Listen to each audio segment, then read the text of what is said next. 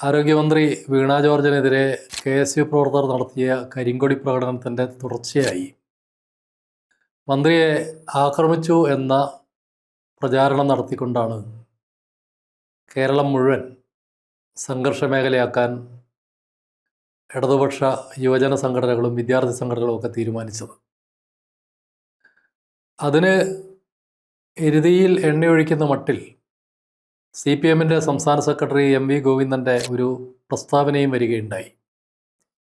MV Govindan പറഞ്ഞത് അതിഭീകരമായ രീതിയിൽ വീണ ജോർജിൻ്റെ കഴുത്ത് പിടിച്ച് തിരിക്കുകയും കൈ വളച്ചൊടിക്കുകയൊക്കെ ചെയ്തു എന്നാണ്.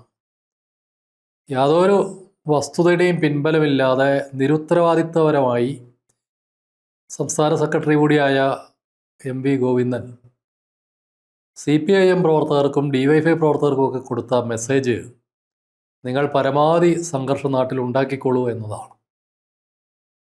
CPM-ൻ്റെ PB മെമ്പർ കൂടിയായ ഒരു രാഷ്ട്രീയ നേതാവിനെ സംബന്ധിച്ച് അങ്ങേയറ്റം അപഹാസ്യമായ ഒരു നിലപാടായിരുന്നു ഇത്. അങ്ങനെ ഒരു നിലപാട് പാർട്ടി സെക്രട്ടറി സ്വീകരിച്ചാൽ പിന്നെ DYFI പ്രവർത്തകർക്കും SFIക്കാർക്കും ഒക്കെ ഏത് നിലയ്ക്കും അഴിഞ്ഞാടാനുള്ള സാഹചര്യം സൃഷ്ടിക്കപ്പെടും എന്നത് ഉറപ്പാണ്. അതിൻ്റെ പ്രതികരണങ്ങൾ വിവിധ ജില്ലകളിൽ കണ്ടു. അതിലേറ്റവും മോശപ്പെട്ട കാര്യം നടന്നത് കൊല്ലം ജില്ലയിലാണ്.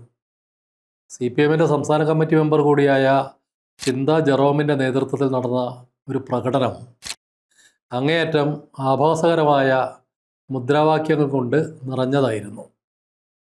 ഒരു നിലയ്ക്ക് ന്യായീകരിച്ച് നിൽക്കാൻ കഴിയാത്ത ഒന്നായിട്ടും ചിന്ത ജെറോം അതിന് തൻ്റെ മനസ്സിൽ തോന്നിയ ന്യായീകരണമായി രംഗത്ത് വന്നു എന്നതാണ് അതിശയകരം. താൻ നേതൃത്വം നൽകി നടത്തിയ പ്രകടനത്തിൽ ഉയർന്ന മുദ്രാവാക്യത്തെ തള്ളിപ്പറയാനല്ല, അത് കേവലമായ ഒരു വൈകാരികതയുടെ പ്രശ്നമാണ് എന്ന് പറഞ്ഞ് ന്യായീകരിക്കാനാണ് ഈ സംസ്ഥാന കമ്മിറ്റി മെമ്പറും യുവജന കമ്മീഷൻ ചെയർപേഴ്സണുമൊക്കെ വ്യക്തി തയ്യാറായത്.